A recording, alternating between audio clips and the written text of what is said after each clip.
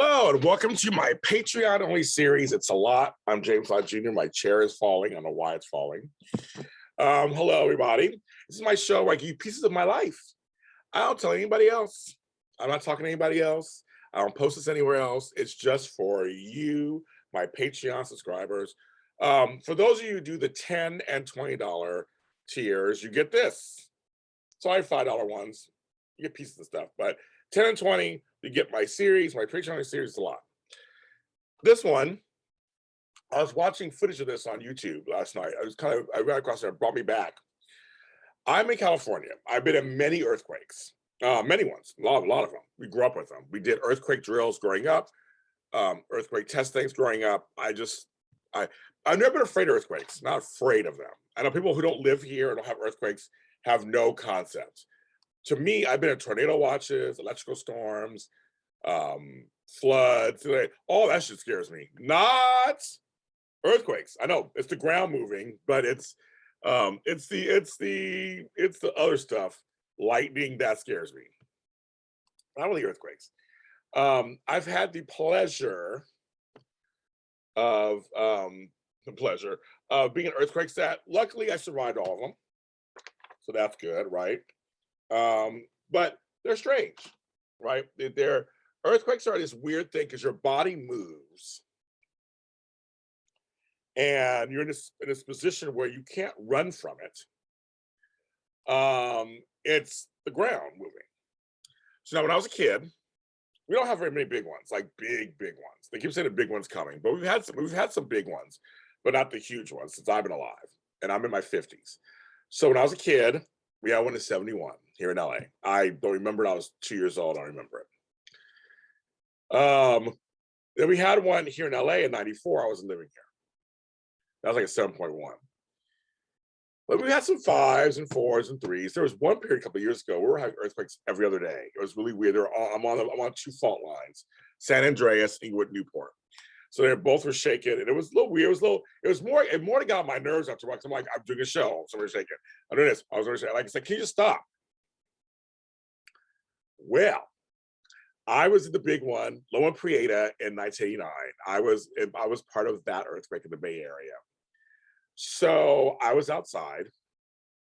I just went and got an Orange Julius. Remember those? Oh, I love Orange Julius. At the time, I was 20 at the time.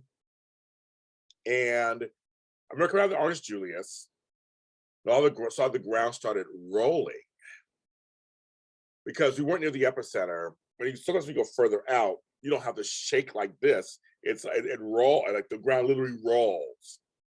I never forget, this girl was next to me. She was walking. We're at an outdoor mall. And I come out, and it almost like the ground grabbed me and threw me down. I remember I fell. She fell, I fell, and my Orange Julius splattered outward. It's like I was so pissed. I wanted the Orange Julius so bad. And now I didn't go back in and get another one. I probably could have went and said, the earthquake knocked it out my eye. I probably could have got another one. All these years, I've never thought about that. I've told this story before to my friends, and I've never thought about the fact that I could have went inside and said, hey, you felt that earthquake. My Orange Julius split out of my hand. Can I get another one? I never did. I was too shaken up. I wanted to go home.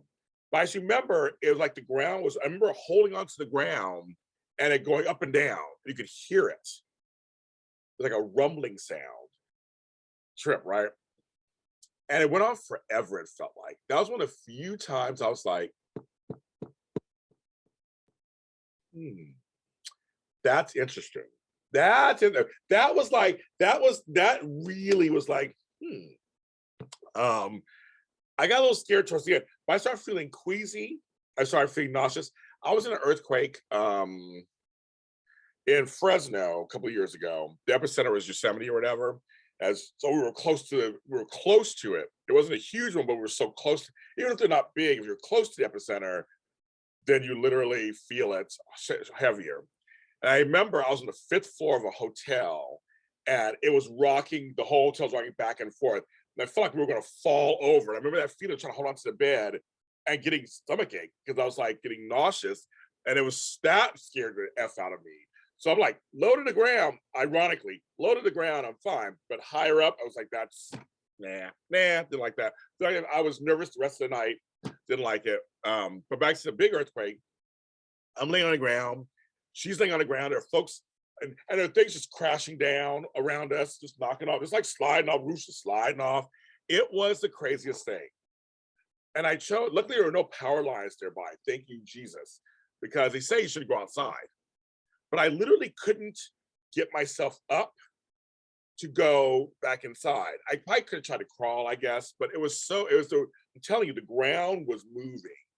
And it lasted like 30 seconds, or it lasted like a long time. There's a 6.9, so that's a big one. And then it stopped. And I remember all I looked at that girl's like, oh my God, I was like, do we feel that? I wonder where that girl is now. If you're watching this girl, if you remember me, find me. Let's talk about it. Oh, let's go find me. But no, I remember getting up, standing up, being very nauseous. And I know, and sad, this is the sad part. So I left the cup of everything on the ground. I didn't even pick it. I should have picked up the cup in the trash can, but I didn't even do that. I feel bad now. 20 years later, I feel bad. 30 years later, I feel bad, right? But anyway, so I walk home. And I remember getting home, getting to my apartment, and turning on the news. And that's when I saw everything.